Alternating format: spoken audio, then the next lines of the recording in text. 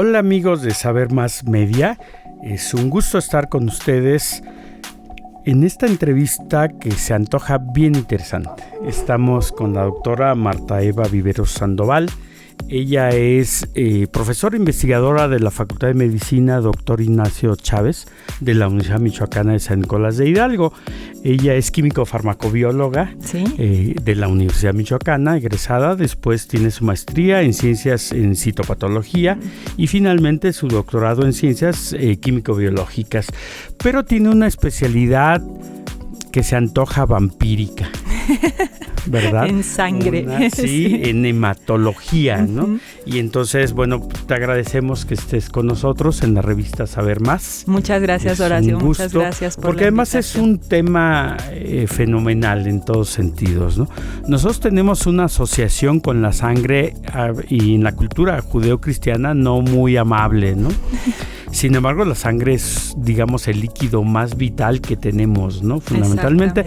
Pero a mí me gustaría que tú nos explicaras brevemente qué es la sangre. Ese es el líquido rojo, por supuesto, todos lo sabemos, pero ¿qué es? Pues la realidad, aunque sea líquida, la sangre es un tejido. Es un tejido que tiene una gran cantidad de células y pues nosotros estudiamos tanto las células que están en la sangre, pero nos dedicamos en particular a las más chiquitas, que son las plaquetas, que son muy pequeñas y de hecho se decía que ni siquiera eran células porque no tienen núcleo, pero pueden hacer una cantidad de funciones tremenda. Pero bueno, los glóbulos rojos tampoco tienen núcleo. Entonces, y nadie negará que son células. Exactamente. ¿No? Es decir, lo tuvieron en algún momento, ¿no? Sí, pero lo perdieron. Desarrollo. Más que lo perdieron, se especializaron, ¿no? Sí, exactamente, igual que las plaquetas. Las plaquetas provienen de una célula más grande que está en la médula ósea, el megacariocito, y salen a la circulación y nosotros pues las conocemos. Su función más conocida es que intervienen en la coagulación de la sangre. Este fenómeno que ocurre cuando hay una herida y que permite reparar el tejido, reparar los vasos sanguíneos, sellar la pérdida por donde se está escapando la sangre. Ah, muy bien. Pero nosotros nos dedicamos también a esta función de la coagulación. Tiene mucho que ver, por ejemplo, con los infartos, con la formación de trombos en enfermedades trombóticas, pero resulta que ahora estamos descubriendo que también son las células que primero llegan, por ejemplo, cuando hay una herida, tienen una función muy importante que casi nadie conoce, que es una función de defensa. Son capaces también de atacar a patógenos, a bacterias, virus, parásitos, y esa función es muy, muy importante, muy nueva. Y a eso nos estamos dedicando mucho. Muy bien, ahorita entramos en detalles en esa parte, pero entonces, para resumir, la sangre es un tejido bastante fluido, complejo, compuesto por una gran cantidad de células. Todo el mundo identifica los famosos glóbulos rojos y los glóbulos blancos, que a su vez son muchos tipos de células, macrófagos, plaquetas y además neutrófilos y una gran cantidad de proteínas que están ahí circulando, que tienen funciones. Esto es la sangre. ¿Qué funciones, además de transportar el oxígeno, que es la que nos enseñan desde el kinder, qué otras funciones tiene? Tú ya apuntabas una que vamos a adentrarnos en ella, la función de la defensa, ¿no? De la protección. Sí. En esta función de defensa, pues los más conocidos son los leucocitos. Ellos son como los más famosos en hacer esta función de defensa. Dentro de los leucocitos, pues tenemos también varios tipos de ellos. Tenemos neutrófilos, macrófagos, como ya decías, también muy importantes los linfocitos, que ellos generan anticuerpos. Entonces, y que es donde ataca el VIH, el virus del SIDA, y todos en general todos los virus pues van a ser reconocidos por estas diferentes células y van a provocar la formación de anticuerpos, que es lo que nos hace defendernos de estas agresiones. Entonces, a ver, transportar oxígeno, ser el sistema primario de defensa de nuestro cuerpo sería la segunda función. ¿Qué otra función tiene? Tiene una función tremendamente regulatoria. Y no solo la sangre, sino también los tubitos por los que va la sangre, que son los capilares, las venas, las arterias. Eso que se nos pone rojito cuando algo nos da muchísimo gusto o mucha pena. Exactamente. Bueno, a la gente de piel blanca, como tú, se les nota más. A mí tal vez no se me note tanto. Pues toda esta tubería tiene la capacidad así de vasodilatarse, que eso sería lo que pasa cuando nos ponemos así sonrojados, y hacer vasoconstricción según sea necesario. Sin embargo, pues estas funciones se pierden en diferentes patologías. Entonces la sangre también regula procesos fisiológicos importantes. Definitivamente. ¿No? La inflamación, por ejemplo, también contiene gran cantidad de moléculas inflamatorias que pueden ser malas en algunas enfermedades, pero muy buenas, por ejemplo, en la defensa también. La inflamación está ahí para proteger al organismo. Entonces, por eso no nos podemos quedar sin sangre. Pues, exactamente. Uno se muere, no. se le sale la sangre. ¿Cuántos litros tiene un humano de sangre? Uy, eso sí, yo creo que es muy variable. Esa sí no me la sé. Pero... Un humano chiquito tendrá menos sangre que uno grandotote. Sí. Cuando a uno le dicen que es muy sangrón, ¿será que tiene mucha sangre? O algo así. La realidad es que no está relacionado. ¿Verdad que no? Bueno, no le echen la culpa a la sangre. Ahora, ¿dónde se produce la sangre? Digo, para que nuestro auditorio se sorprenda. Sí, en la médula ósea. Las células se producen en la médula ósea. Es decir, en eso que nos comemos como tuétano. Exactamente. De los huesos. Esa es una de las funciones principales. Por eso también una lesión en un hueso tiene impactos muy severos. Sí. Porque deja de producir o se rompe el canal de producción de sangre, ¿no? Exactamente. Exactamente. Oye, la sangre... hemos visto que no podemos, no nos pueden poner sangre de cualquier tipo. Y uno a veces le extraña, dice, oye, pues yo soy buena onda, ¿por qué no le pueden poner mi sangre a mi amigo, ¿no? Eso está dado por los diferentes tipos sanguíneos. Tenemos diferentes formas, diferentes moléculas que identifican distintos tipos sanguíneos y diferentes clasificaciones. Los más conocidos son dos, el tipo ABO y el RH, pero no son los únicos que existen, hay muchos otros. Sin embargo, estos son los más importantes. Entonces tienen que garantizar la compatibilidad. Exactamente, del tipo sanguíneo. Que sean, porque si nuestro cuerpo reconoce a otras células sanguíneas como ajenas, las destruye. Eso sería hemolizarlas, destruir esas células. Entonces, esta compatibilidad está dada por unas moléculas que están en la superficie de los eritrocitos, de los glóbulos rojos, y el grupo O, es muy curioso, en realidad su nombre es cero, sí, porque ese grupo, el O viene del alemán on, que es ninguno. En realidad ese lo que pasa es que no tiene esas moleculitas que están en la superficie de los eritrocitos, y entonces por eso es el O, sobre todo el O positivo, es el donador universal, porque esa se la podemos poner casi a cualquier persona que tenga otros tipos. Y que sea compatible el RH. Exactamente. Entonces esa no despierta una respuesta inmunológica. Y yo imagino que la especialidad que tú cultivas es precisamente la que estudia este tejido maravilloso, que es la hematología, ¿verdad? Exactamente. ¿Sí? Oye, muy bien. Ayer me decían unos estudiantes que ellos, que en su pueblo habían visto que la gente se tomaba la sangre, por ejemplo, de ciertos animales, porque les daba poder. Vigor. La sangre ha estado relacionada pues con diferentes contextos, algunos de ellos incluso mágicos. Efectivamente, a lo largo de la historia es muy interesante ver todas las diferentes concepciones que se han tenido alrededor de la sangre. Y efectivamente, pues esta es una teoría, sin embargo, pues no es pues como cualquier tejido animal que nosotros pudiéramos consumir, así como consumimos músculo cuando comemos carne, pues sí aporta una cierta cantidad de proteínas, pero pues no adquiere uno las características de ese animal, ¿verdad? Poder, ¿no? Exactamente. Comió, y si no había comido, pues se va a sentir bien, como comer cualquier cosa, otra cosa, por supuesto. Entonces, en en el mejor de los casos no se ande tomando la sangre. No.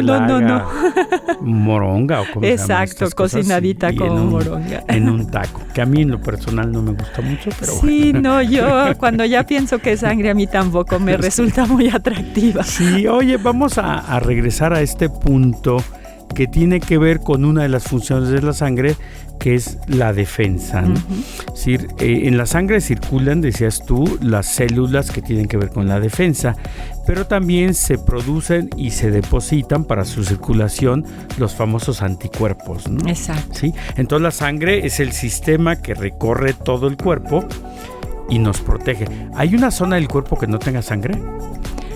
Pues sí, hay diferentes compartimentos, digamos, a donde la sangre no llega y no debe de llegar. Se me ocurre, por ejemplo, algunos líquidos como el líquido cefalorraquídeo, el cual es totalmente cristalino, que va también por dentro de las meninges y la columna, etcétera.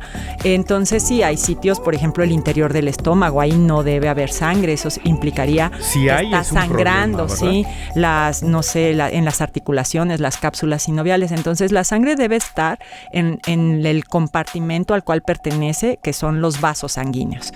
Y efectivamente hay salidas controladas de células sanguíneas de las diferentes moléculas, proteínas, etcétera, a los tejidos, pero únicamente bajo casos de necesidad, en que, por ejemplo, una infección en donde se necesite las células de defensa, pero bueno, la sangre normalmente debe estar circulando en la vasculatura, ¿sí? Uh-huh. Tenemos sí órganos, por ejemplo, al que llega el corazón, es el encargado de bombear la sangre a todo el organismo, pero en condiciones normales no debemos de tener salida de sangre hacia los tejidos. El intercambio de oxígeno, de gases, uh-huh. Oxígeno, dióxido de carbono, monóxido incluso, uh-huh. En los pulmones es por transferencia a través de las membranas, no es que esté en contacto, ¿verdad? Exacto. No esté inundado de sangre. Sí. El corazón sí. O sea, el corazón, bueno, sí ese es pero su función, en los demás tejidos no. Incluso no los médicos distinguen por ahí un tipo de daño cuando se inundan de sangre los pulmones, ¿no?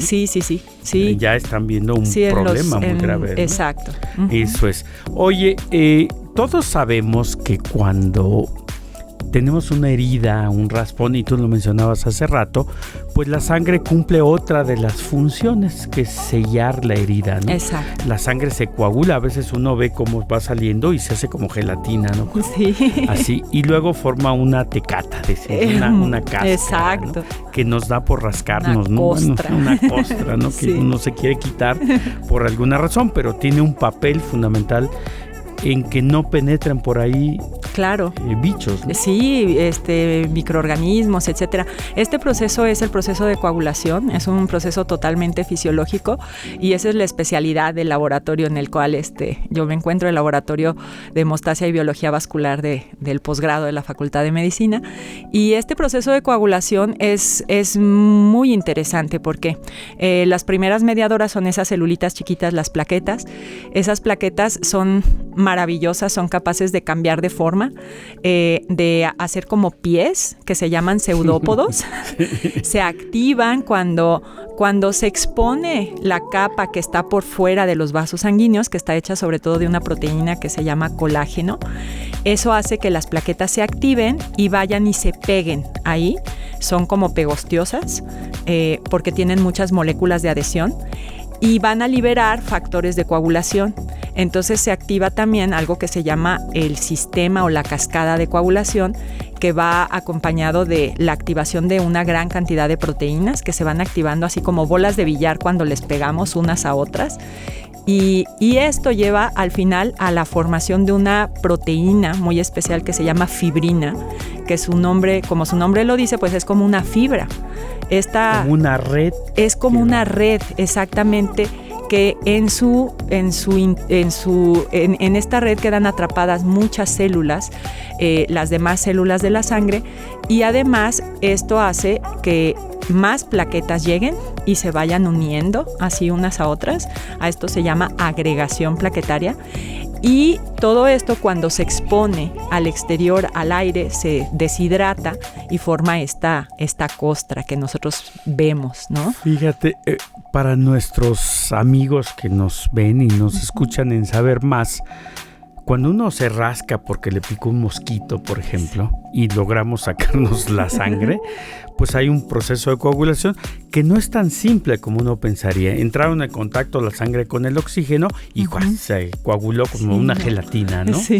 Por cierto, la colágena es la proteína de la gelatina. Exacto. Exactamente, ¿no? Entonces se forma, tenemos razón cuando decimos que parece gelatina, pues es parte de gelatina. Es que ¿no? eso parece gelatina porque se forma primero un trombo y un trombo es así, con esa consistencia como gelatinosa.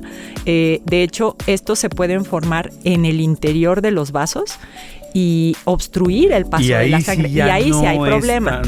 Ahí no es bueno, porque si se forman en un vaso grande, por ejemplo, en una de las arterias que van al corazón, cuando estas plaquetas están activadas, pueden tapar el flujo de sangre al corazón y eso es un infarto. Sí, no entra oxígeno al corazón, las células despojadas de oxígeno pues se mueren. Ese es el infarto. Eso, ¿verdad? Es el infarto. Y se muere parte del músculo cardíaco. Sí. Si uno ve un corazón después de un infarto, queda así como un calcetín flojo.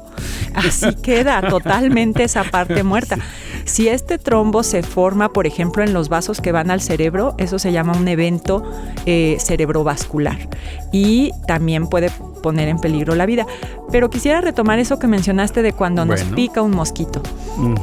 Bueno, es que yo iba a ir a ese punto para decirles que en ese ejemplo yo te lo quería preguntar porque ahí se presentan varias de las funciones de la sangre. Exactamente, sí. Tenemos mosquitos y aquí en Michoacán estamos teniendo unos mosquitos muy peligrosos que son, por ejemplo... que traen abrigo, que andan en diciembre y picando, ¿no? Hay un mosquito que es el mosquito Aedes se pronuncia, que transmite enfermedades como el dengue, el chikungunya y el Zika, que yo creo que la gente las ha escuchado mucho en los medios, la fiebre amarilla, y ahora viene uno que se llama Mayaro. Y estos son virus. O sea, no tuvimos suficientes con esos y ahora ya hay Y ahora ya hay nuevos, sí. Estos no son virus nuevos realmente, son virus que existían hace mucho tiempo en África y en Asia, y lo que ha sucedido es que gracias a los medios de comunicación pues se meten en los barcos, se meten en los aviones o pican a la gente que viaja y entonces nos han llegado, pero ya existían. Y estos lo que hacen es que pues se inyecta el virus con la picadura del mosquito y eso despierta en ese sitio una respuesta de todas las células de la sangre. Esos mosquitos se llaman hematófagos, es decir, se alimentan de sangre, las hembras. Y entonces cuando pican, pues chupan la sangre, pero además inyectan el virus. Sí, los mosquitos machos son veganos, ¿verdad? Sí. Son vegetarianos. Exactamente. Ellos nada más toman juguito de frutas, etc. Y fíjate, para comentarlo así, los que hacen el ruido son los machos. Para distraernos mientras las hembras nos ejecutan. Eso fíjate no la lo estrategia sabía, social la estrategia de los mosquitos. De los mosquitos. Entonces nosotros andamos espantando al mosco acá mientras el otro nos está picando. Es labor de pareja, entonces. Es una labor, sí, colectiva, ¿no? Es interesante. Pero entonces se inflama, ¿no? Nos sale una roncha. Entonces ahí hay una labor inflamatoria que es de los sistemas de defensa de la sangre. Exactamente, y esto es algo que nosotros estamos estudiando mucho actualmente, cuáles son las diferentes células que intervienen en esta respuesta inflamatoria, y en este sentido pues estamos haciendo un trabajo muy bonito que es una colaboración con la Universidad de Oxford, que ellos están desarrollando varias vacunas, un grupo, el grupo del doctor Arturo Reyes Sandoval, con el que estamos nosotros trabajando, que acaba de venir a darnos un simposio ahí en la Facultad de Medicina, y estamos en particular, como a nosotros nos interesan mucho las plaquetas, nosotros estamos estudiando la función de las plaquetas en la respuesta a estos virus. Estas enfermedades, sobre todo el dengue, por ejemplo, en su forma más grave, presentan alteraciones hemorrágicas. Entonces, pues nosotros empezamos a pensar y vimos que varios investigadores en el mundo estaban precisamente enfocándose en ver por qué es esta hemorragia, qué es lo que alteran en las plaquetas, en el sistema de la coagulación, estos virus para llevar a ese efecto que muchas veces es catastrófico. Sí, es digamos, una forma muy compleja, muy peligrosa del dengue. El dengue puede ser sobrevivirse bien, pero ya cuando entra en fase hemorrágica es muy complicado, ¿no? Estas 3 enfermedades que nos han llegado a México, dengue, chikungunya, Zika, las 3 se pueden presentar desde una forma muy leve, que nosotros le llamamos subclínica, que es que sí, se siente uno como si le fuera a dar gripa, dolor de huesos, un poco de fiebre, un par de días, y luego se resuelve, digamos, espontáneamente. Eso es que el sistema inmunológico de esa persona funcionó perfectamente y que no había tenido la enfermedad antes. Porque, por ejemplo, el dengue circula en 4 serotipos, que son como 4 variantes del mismo virus, y resulta que cuando a una persona le pica un mosquito y le da la primera, que puede no darse cuenta incluso, puede pasar como una gripa fuerte, y luego le pica otro mosquito que lleve otro serotipo diferente, como el organismo recuerda, nuestro sistema inmune decimos que tiene memoria, como tú sabes, entonces este recuerdo del organismo hace que la respuesta inmunológica sea mucho más violenta en la segunda infección, y eso predispone a una persona a tener dengue severo. Que es uno de los grandes problemas en nuestro país, donde prácticamente estas enfermedades se están convirtiendo en endémicas. Sí. Es decir, ya están localizadas en ciertas zonas. Pero yo quiero llamar la atención porque con el asunto del cambio climático, con el incremento pequeño de 1 grado de la temperatura, estos moscos que estaban restringidos en ciertas zonas del país, digamos las zonas tropicales, costeras y subtropicales, empiezan a emigrar a ciudades donde no estaban.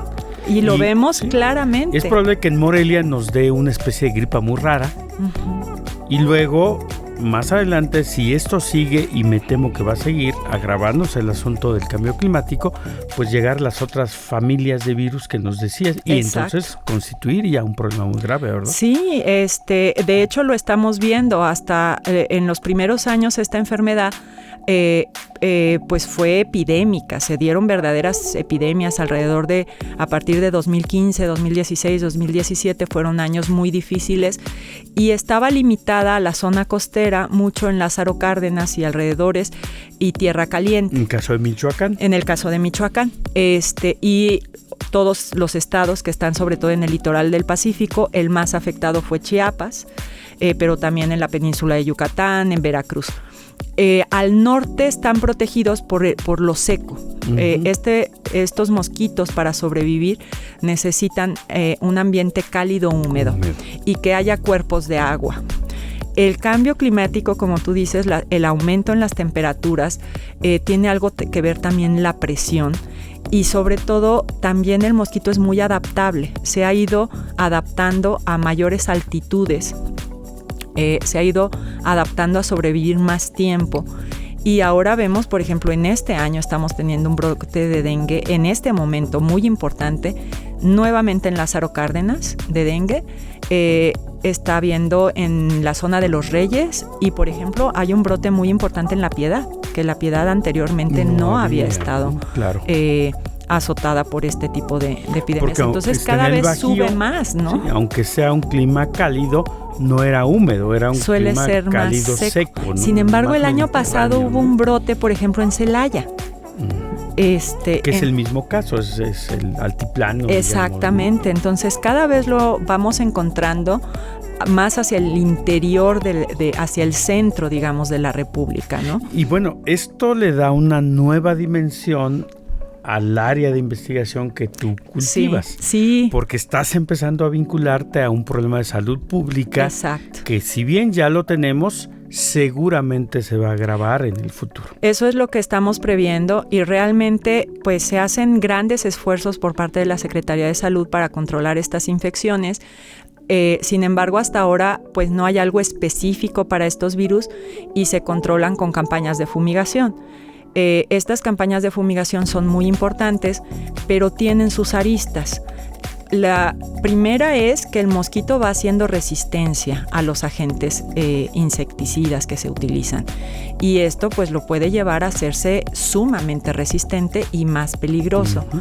Y lo otro pues es que los insecticidas desgraciadamente no son específicos, no matan únicamente al mosquito, sino están incidiendo, abejas, por ejemplo, en insectos que son muy benéficos, en particular las abejas.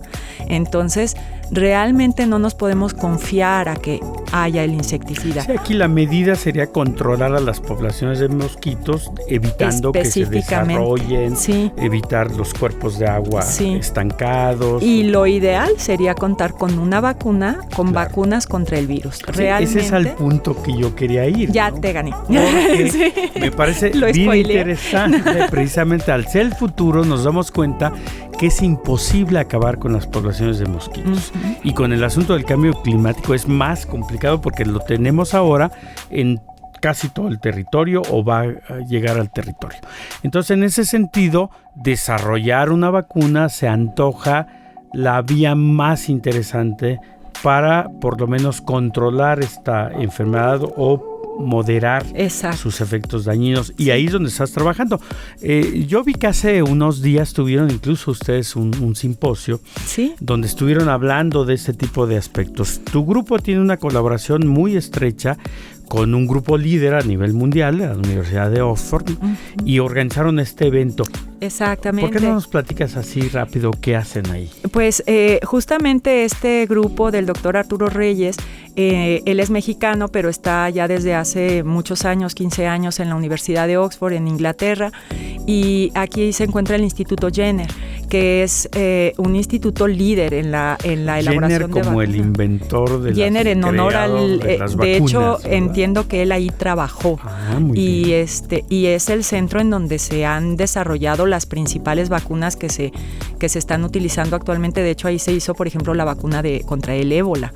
Entonces, este centro tiene varios modelos de vacunas y, bueno, pues vinieron en una visita a la Universidad Michoacana para hablar de la colaboración que estamos teniendo. Esta colaboración ha permitido que varios profesores visitemos este Instituto Jenner.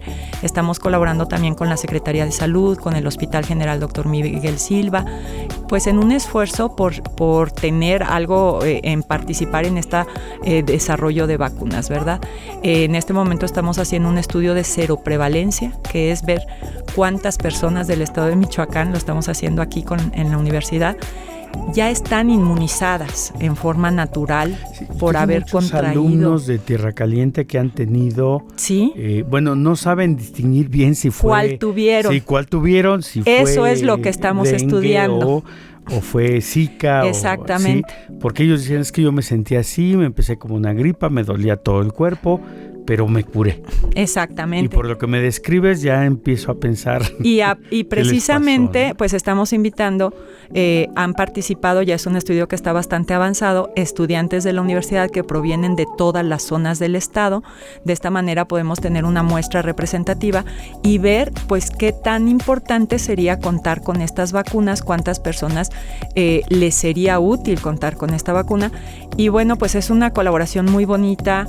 También ha permitido que varios estudiantes de la Universidad Michoacana vayan a la Universidad de Oxford. En este momento hay uno de la maestría en Ciencias de la Salud que pasó allá el verano. Bien. Sí, fíjate, yo también te quería preguntar esa parte, porque ustedes hacen la labor de investigación, que es fundamental, pero también hacen una labor de formación de recursos humanos y de divulgación del trabajo que están haciendo. Entonces, ¿por qué no nos platicas? ¿Qué puede hacer uno ahí? ¿Licenciatura? Bueno, la tesis. Sí, licenciatura, maestría. En particular, en la maestría en Ciencias de la Salud está dirigida a estudiantes que cuenten ya con una licenciatura en cualquier área de la salud. Puede ingresar prácticamente de cualquier área, que tengan farma, medicina, incluso odontología, nutrición, biología, bioquímica. Hemos tenido ingenieros bioquímicos, médicos, por supuesto, y pues se necesita ser un muy buen estudiante. Necesitamos estudiantes de excelencia. Es una maestría que está en el padrón, es un posgrado consolidado en el Padrón Nacional de Posgrados de Calidad de CONACYT. Y en particular, nuestro laboratorio, el Laboratorio de Hemostasia y Biología Vascular, pues está haciendo estas investigaciones. Pero pues hay muchos otros laboratorios que están trabajando en diferentes áreas de la salud. Y hay estudiantes de doctorado, ¿verdad? También, pero no tenemos un programa de doctorado, pero participamos en el doctorado institucional de la universidad. Perfecto. Y tenemos estudiantes del doctorado en biotecnología. Oye, Marta, pues la verdad es un gusto hablar de este tema. Siempre nos falta tiempo, por supuesto, para Es un tema muy amplio. A mí me gusta y un día de estos te invitamos para que nos platiques de tu labor en la divulgación, en la educación y la formación de la gente. Y en particular todo esto que nos estás hablando del virus, o los virus de Zika, de dengue, porque llega un momento en que incluso hay poblaciones que están acostumbradas a este tipo de situaciones, no sé, ya es algo permanente. Sí, que les llega, digamos, cada año en tiempo de lluvias, pero no por eso deja de ser peligroso. Y realmente nosotros hemos visto esta labor que hemos hecho en el estado, también hemos colaborado con el hospital, en la clínica el hospital número 12 de Lázaro Cárdenas. La doctora María Antonieta Mar ha sido un apoyo fundamental para este proyecto, y ellos nos expresan que si hay una preocupación porque ven los casos severos, ven los casos graves que pueden ser mortales, y estos casos muy severos afectan sobre todo pues a las poblaciones más vulnerables, los niños pequeños y los ancianos o enfermos con otras patologías. Entonces es muy importante seguir haciendo estudios en este aspecto. Muy bien. Oye, pues te queremos agradecer, queremos invitar a nuestros amigos a leer la entrevista completa en Saber Más, en este número que está a unos días de aparecer. Sí, es el número 46, ¿verdad? De Saber Más. Pues nuevamente muchas gracias por la invitación. Continuamos con Saber Más.